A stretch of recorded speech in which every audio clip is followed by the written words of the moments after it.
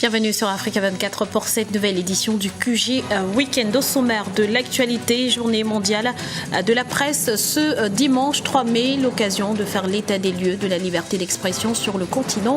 Zoom sur le cas de la Guinée équatoriale dans ce journal. Comment résorber le chômage des jeunes au Burkina Faso? La question est au centre des préoccupations au moment où 51% des jeunes de 15 à 29 ans sont sans emploi. Et puis, fin des assises pour la réconciliation nationale à Madagascar.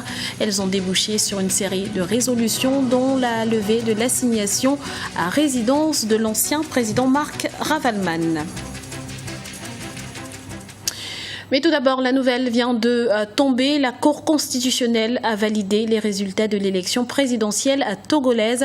Le président sortant, Faure Gnassingbé, sort vainqueur avec 58,77% des suffrages exprimés contre 35,19% pour son principal adversaire, Jean-Pierre Fabre. Il rempile donc officiellement pour un troisième mandat à la tête du pays. Célébration de la journée mondiale de la presse ce dimanche 3 mai, l'occasion de revenir sur l'état des lieux de la liberté d'expression sur le continent où on est justement la Guinée équatoriale sur ce point.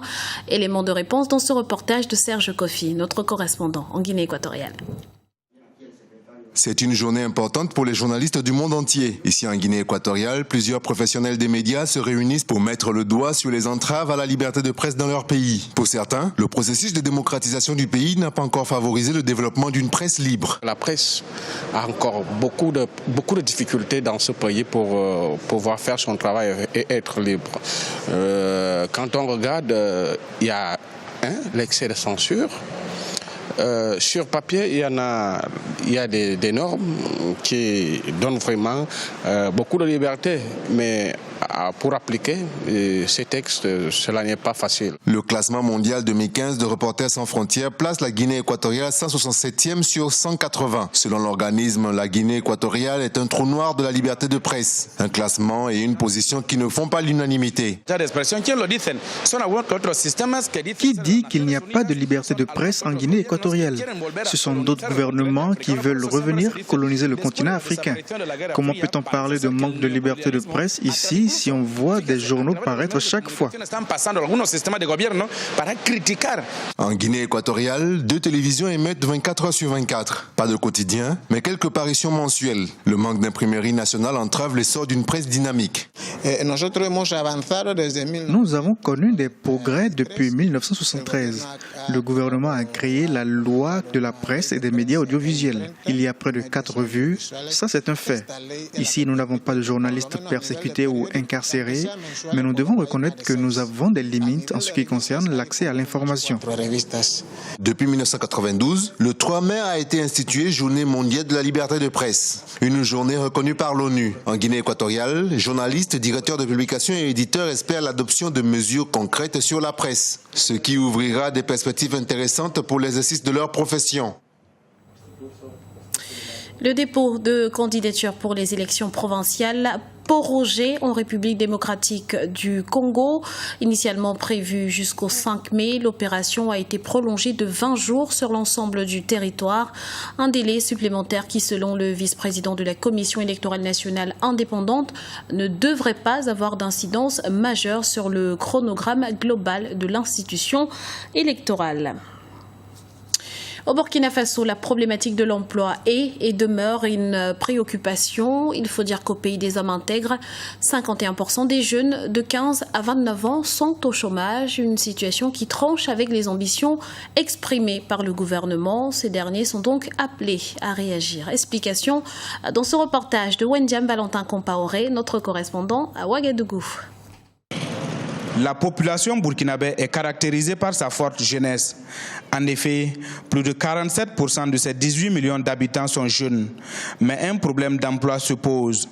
Ainsi, plus de 51% des jeunes de 15 à 29 ans sont au chômage au Burkina Faso, selon l'Observatoire national pour l'emploi et la formation professionnelle. Une situation difficilement vécue par ces sans-emploi. Nous souffrons énormément par ce manque de travail. Vous voyez, depuis ce matin, je suis sorti à la recherche d'un boulot. mais je n'ai rien eu. Et sous ce soleil, je me repose en attendant de reprendre la recherche de nouveau. Tu souffres beaucoup avant d'avoir un petit boulot en espérant t'en sortir. Et avec ça, le plus souvent, pour avoir ta paix aussi, c'est difficile. Il faut que les autorités s'y penchent pour nous aider à sortir de cette misère-là. Selon le rapport de dépendance démographique, il y a plus de personnes inactives que d'actives au Burkina Faso.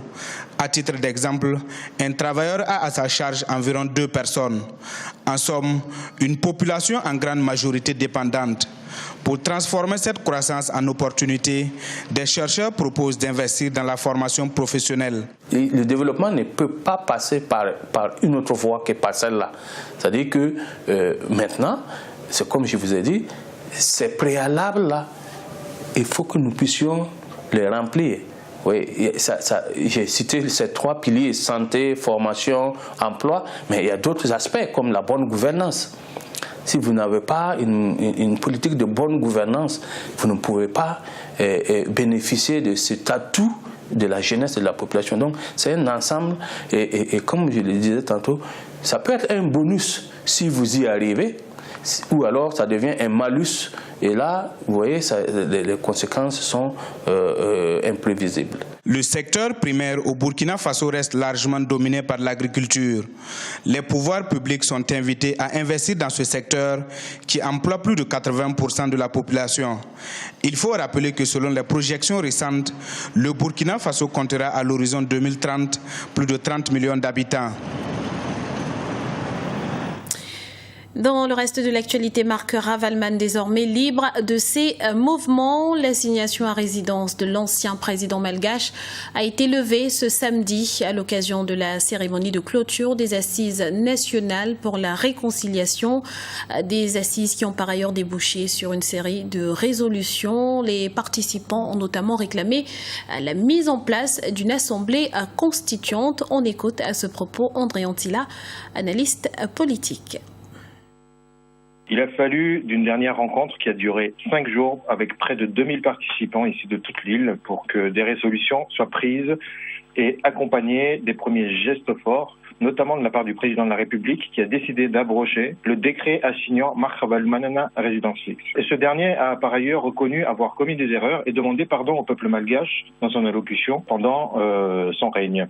Et même si le discours de l'ancien président Ratia a été moins orienté, on va dire, il n'en demeure pas moins que en ce qui concerne les conflits politiques, notamment ceux impliquant ces 3 chefs d'État, ces assises ont permis d'y mettre un terme. Cet apaisement politique, motivation majeure donc de cette réconciliation nationale, est accompagné d'une série de mesures destinées à cadrer chaque thème majeur. Culture à présent, quand Valérie Ndongo du Cameroun, Agodai du Nigeria et Jackie Appiah du Ghana se retrouvent sur la même scène, c'est aussi pour mettre en avant le panafricanisme culturel au-delà de l'humour. Ces derniers se battent en effet au quotidien pour développer des plateformes d'échange transfrontalières. Voyez ce reportage de Narcisse Ndombe, notre correspondant au Cameroun. Renforcer les liens culturels au-delà des frontières étatiques, une quête permanente pour les comédiens africains. C'est vers cet idéal que Valérie Ndongo du Cameroun, Agodai du Nigeria et Jackie Appiah du Ghana ont choisi d'orienter leurs actions. Objectif principal pour ces valeurs montantes de l'humour africain, montrer que les arts dramatiques peuvent devenir un important vecteur du panafricanisme. Les artistes sont presque toujours avant-gardistes, c'est-à-dire ont toujours une longueur d'avance sur les politiques parce que les politiques sont très frileux. Ils ont peur, ils hésitent, ils calculent et tout. Et nous, on va avancer. Pour nous, le dialogue, c'est primordial. La rencontre, le contact, les liens avec les autres sont primordiaux. Donc s'il n'y a pas ça, on ne peut pas créer. Et c'est peut-être pour ça que les artistes sont toujours en train d'essayer de rassembler, de faire des choses ensemble. Et c'est pour ça surtout que les artistes n'ont pas de frontières. Pour le comique nigérien Agodai, il est temps pour l'Afrique de se hisser sur le toit du monde à travers la création artistique. L'Afrique et le monde ne font plus qu'un. Et ce soir, vous avez vu la fusion de 3 pays, Nigeria, Ghana et Cameroun. C'est une sorte d'unité pour dire au monde entier que nous sommes unis et indivisibles. Nous avons l'énergie et la puissance nécessaires pour gouverner le monde.